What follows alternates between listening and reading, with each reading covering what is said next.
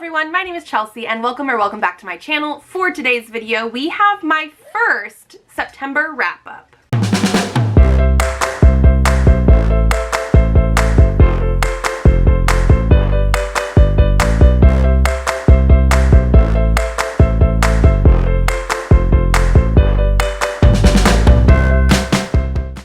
I did say this is going to be the first wrap-up of September, and that is because I did the 30 and 30 manga challenge, and so I'm going to be splitting manga into a completely separate video. Today we're just going to be talking about everything else that I read. We're going to start with how much I actually completed in the month, and then we are going to split up the stats based on what I'm going to be talking about today as well. So manga stats will be in a separate video. We'll get to that. But besides that, I did want to mention I read 53 things in the month of September. That is obviously the most I have ever read besides this month in September. 15 was my highest, and that it was because obviously I did the 30 and 30 manga challenge. I went above and beyond with that, and so that also means the pages read was a lot higher. I read 11,140 pages. I was curious if I was actually going to get to 10,000 pages in the month. I thought that was maybe like a pretty good goal. I also exceeded that. Because of that, I read a lot of manga. I'm a little bit burnt out on that, so I'm going to do a little bit more of like a mood read type of thing. I recently posted a like mini October TBR game, and I'm going to be doing a couple of those throughout the month just to sort of see if I can maybe reset the way I want to read with smaller chunks of like TBR stuff. Because yeah, I went above and beyond. I exceeded expectations, and now I don't know what to do with myself. So yeah, let's move into what we're going to be talking about today, the things that were not manga. And for that, I have 8 books to talk about, which is actually still pretty good if we're talking about just novels and things like that. Of those 8 books, that equals 2,136 pages, which is actually, again, really good because my goal in general is at least 2,000 pages a month. So even if we take out all the manga I read, I'm still over 2,000 pages, which is great. I listened to a ton more this month. I listened to 19.6 hours worth of audiobooks. So not only did I read a bunch of manga, and none of the manga counts for audiobooks, I listened to more audiobooks this month than I have in the past. So I really was exceeding all of my expectations for myself. All the rest of the stats are going to be separated. I guess technically audiobooks was as well, but like that was all the audiobooks. It just so happened that none of the manga was audiobooks. So for the reading method of the books that I read, 5 of them were ebooks and 3 were audiobooks. So none of them were physical reads for me, at least for the books, the novels and that kind of stuff. Let's go to genre. I did read across 6 different genres, which is quite a bit for only 8 books. 3 of them were horror, 1 was romance, 1 was paranormal, 1 was sci-fi, 1 was fantasy, and 1 was nonfiction. As for the book format, 4 of them were novels, 3 were short stories, 1 was other, that's for the nonfiction one. And for indie or traditional, 1 of them was independently published, self-published, and 7 were traditionally published. For how I got it, so of those 8 books that I read, 3 of them were rereads, 2 were books from Kindle Unlimited, 2 were books that I got from the library, and 1 was a book that was gifted to me. So nothing necessarily coming off of my own TBR, except for the book that was gifted. That was gifted not this year, it was previous, but not doing as good that way. And then for the age category, 4 of the books that I read were middle grade, which is a little bit of a deviation. Usually adult is the highest. Adult was the next highest with 2 books. I also read 1 that was new adult and 1 that was young adult. And then let's jump into that star rating. So the star rating for these books is a 3.68, or I should round up, 3.69. That is actually lower than my normal average. Not necessarily to say anything bad about it, but I did have 4 3-star reads, so half the books that I read this month were mediocre to me. 1 was a 3.5, 1 was a 4, and then 2 were 5s, which is great. And so let's jump into those. We are going to be starting with the 3-star reads and then moving up to my favorite book of the month. And so let's start with the lowest 3-star. There's actually 2 of them that I want to talk about at the same time. And that is going to be Scary Stories to Tell in the Dark and More Scary Stories to Tell in the Dark. These are by Alvin Schwartz, and they are short story collections of horror stories for middle grade readers. This was part of the things that I was rereading in the month because I remember reading these back in the day in elementary school. These ones were published in the 80s going into the 90s. Yeah, like the first Scary Stories to Tell in the Dark was from 1981. And I will say that I think the concept is great, especially in the first one. The first one is supposed to be more of like, these are stories that you tell your friends. And every so often it would even have like almost like stage directions of when you're supposed to like shout boo and like things like that. So I like the concept of it a lot. So a lot of the stories in the first one, Elliot is going to join us for a little bit, are ones that I remember from my childhood, but in the fact of like, I remember other people telling me, like one of the stories was about like the hook on the car door, that kind of thing. I'm curious if it's something I just don't remember reading because other people had told me, and then, you know, I remember that more. But like there was quite a few stories in there that I guess were not necessarily original to the book, because it does mention a lot in like the afterword and the forward and stuff that like these are stories that he's picked up from places, but a lot of them were ones that I remember being like the scary stories from back when I was a kid. The only problem, and part of the reason I gave this a 3-star, is that a lot of the stories that I remember them being told better than what was in the book. The book has a lot of short stories, and they're only a couple pages, maybe 2, 3, 4 pages long. And because of that, there's not a lot of detail in them. So I remember hearing some of these exact same stories told better.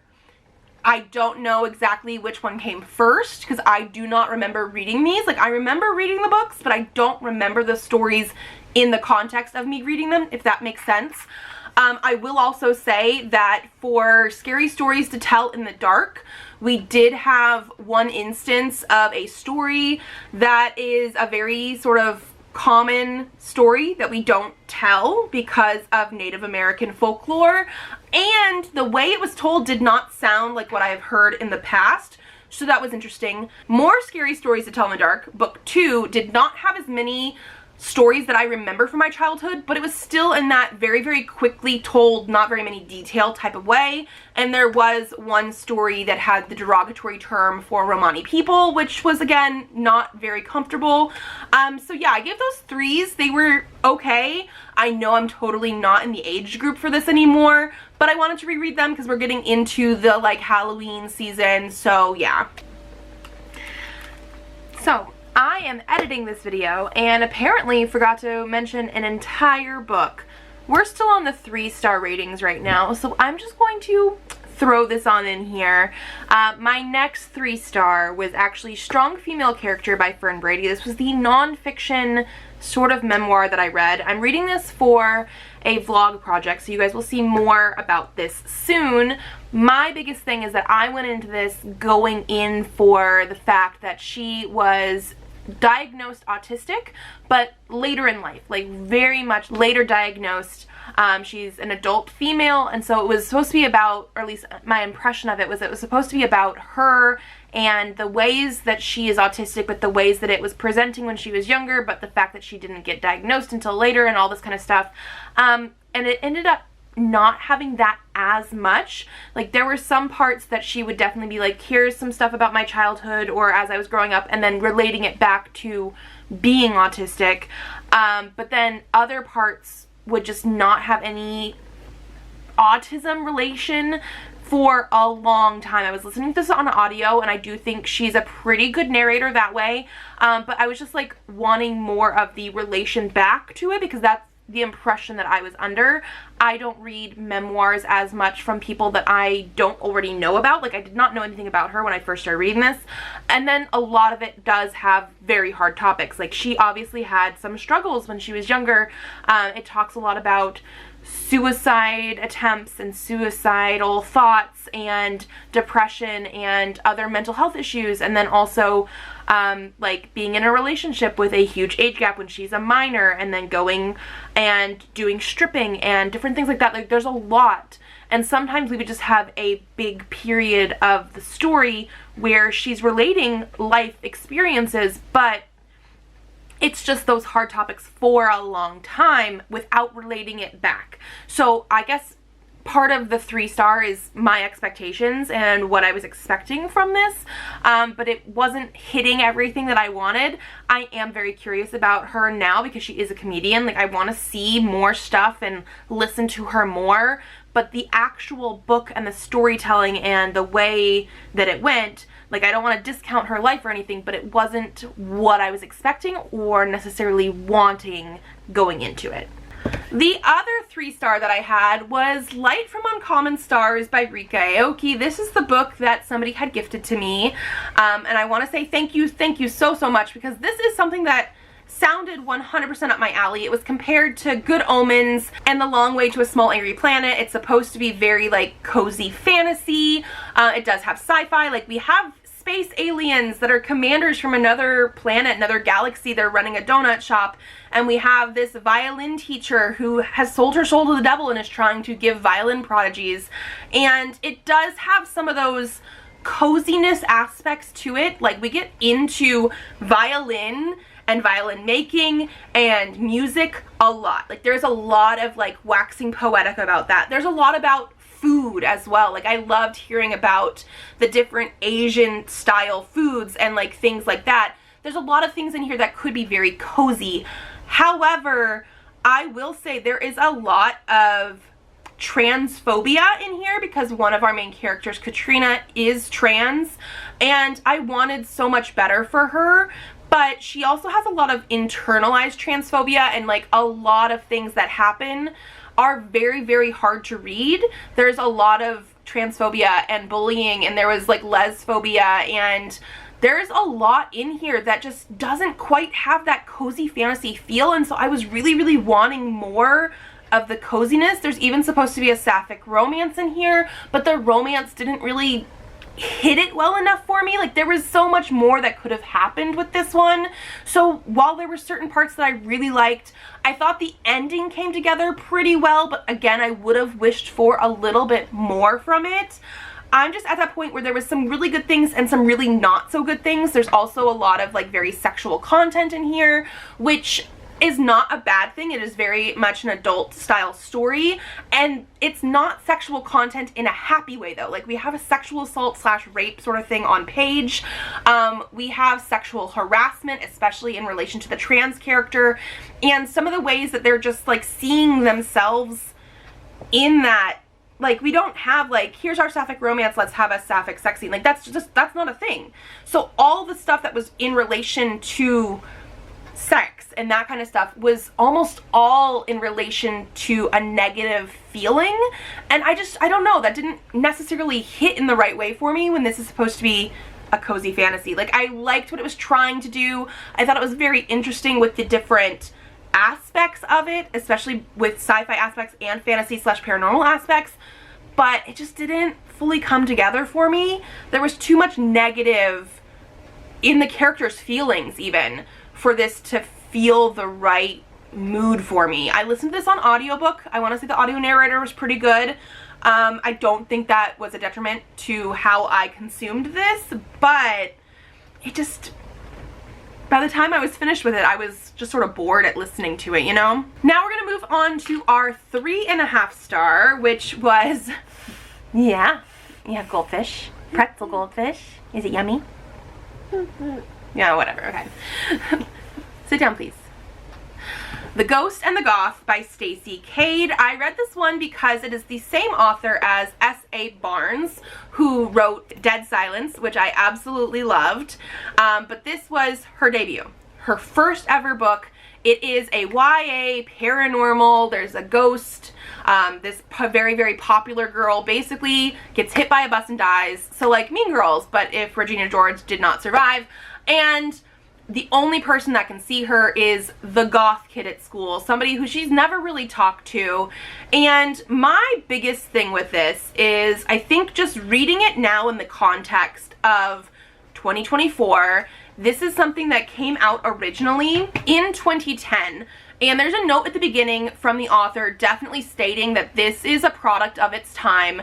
And because of that, I don't think I had as much enjoyment as I could have had with this. Like, I almost feel like if I was at the age when this came out, so in 2010, I would have been 20. I was definitely still reading YA, definitely still reading a lot of like paranormal romance, like the very common sort of teen YA books. I think I could have definitely loved this. My big thing with this is it's a product of its time. We have a lot of sort of like fat phobia, and this very popular ghost girl is sort of the mean girl. She's not intending to be necessarily, but a lot of the stuff that she says, especially in the context of nowadays in 2024, leans that way. Like, there's just certain things that are not okay to say anymore, but she says them a lot because it's a product of its time. I did like the concept of this, and especially by the end, I was actually pretty invested, even though I wished for more. This is not a romance necessarily, but we do have a little bit of like romancy things that could potentially be happening between our two main characters, even though one is a ghost and one is not.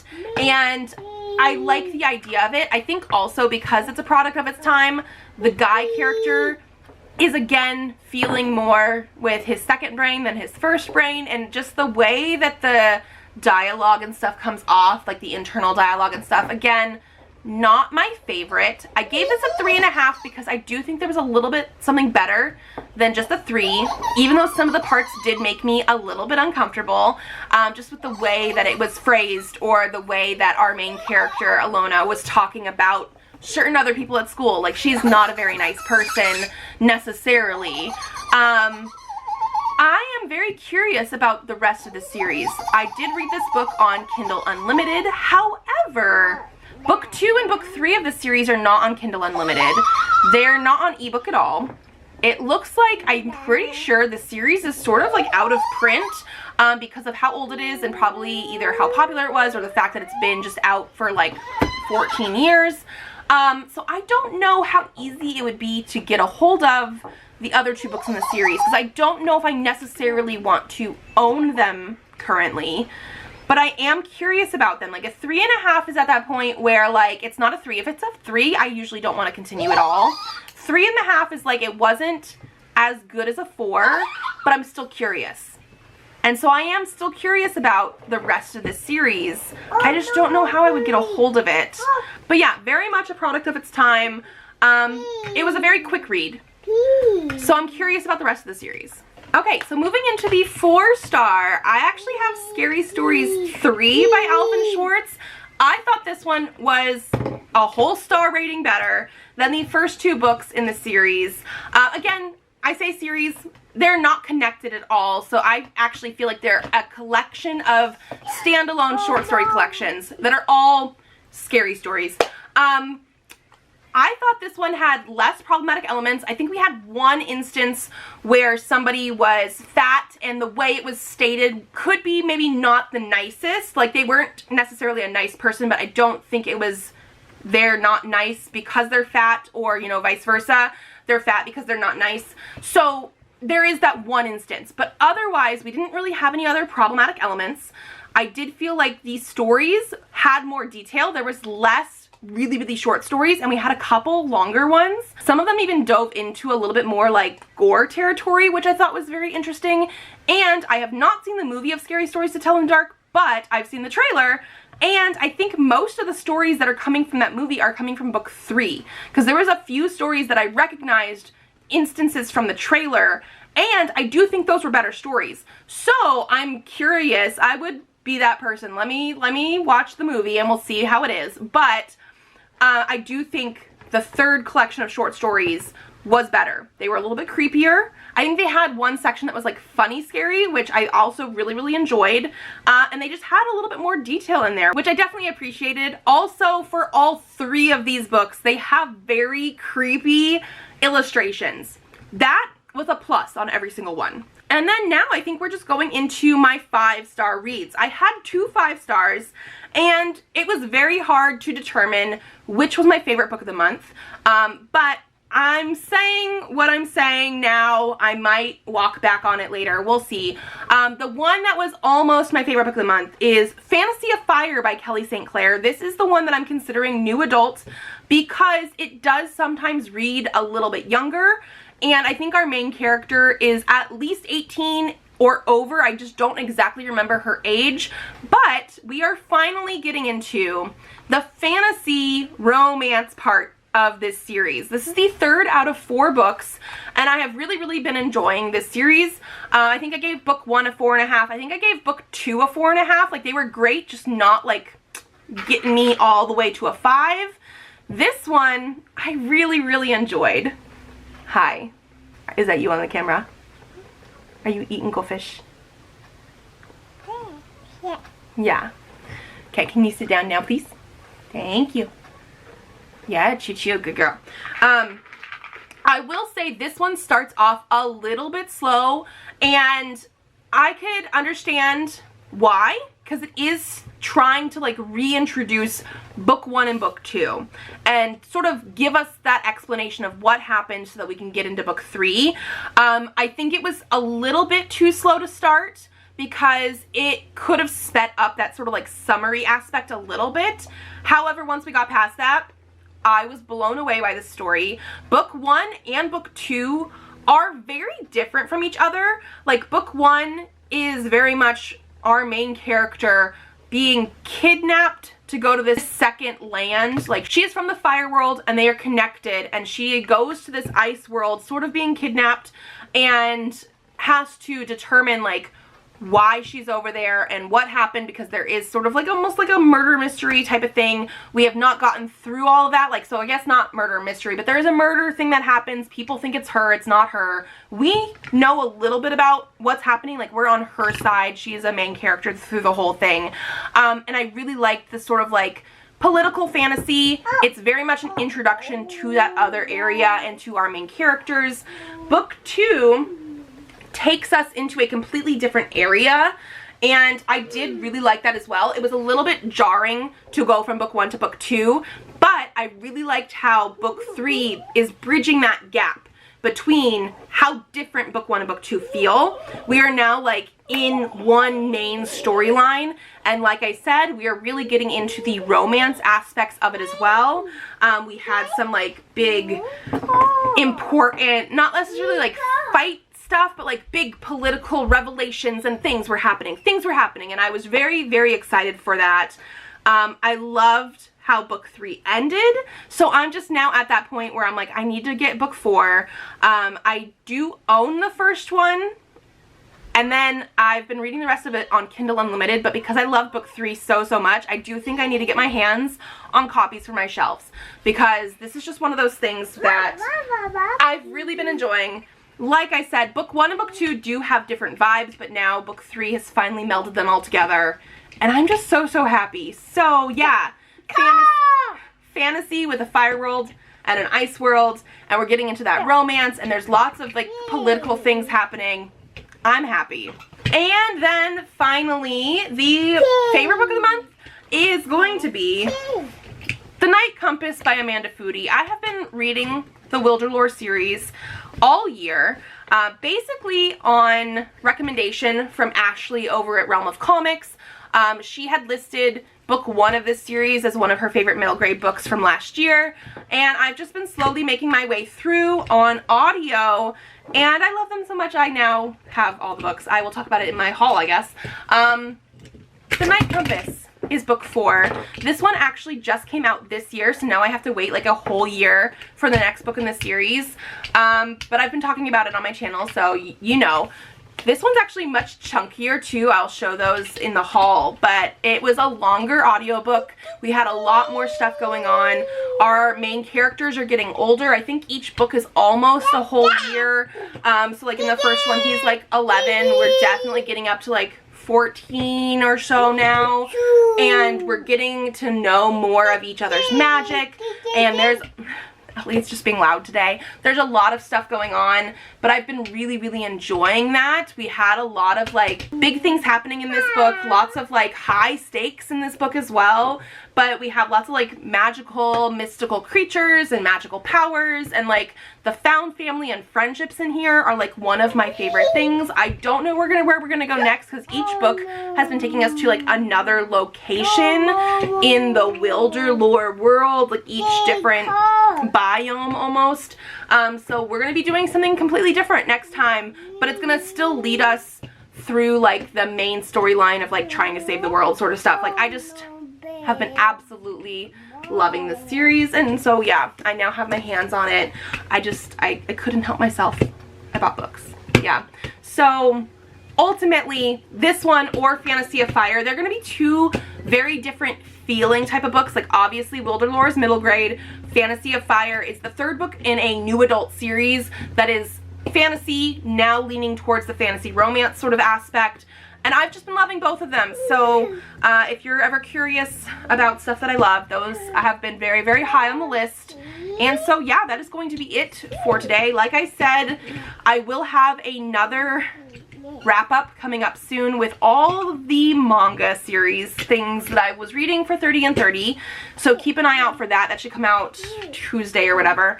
And if you guys like this video, give it a thumbs up to let me know. Subscribe to this channel if you'd like to see more videos. I do have videos coming out Tuesdays, Thursdays, and sometimes Saturdays. So I will see you then. Bye.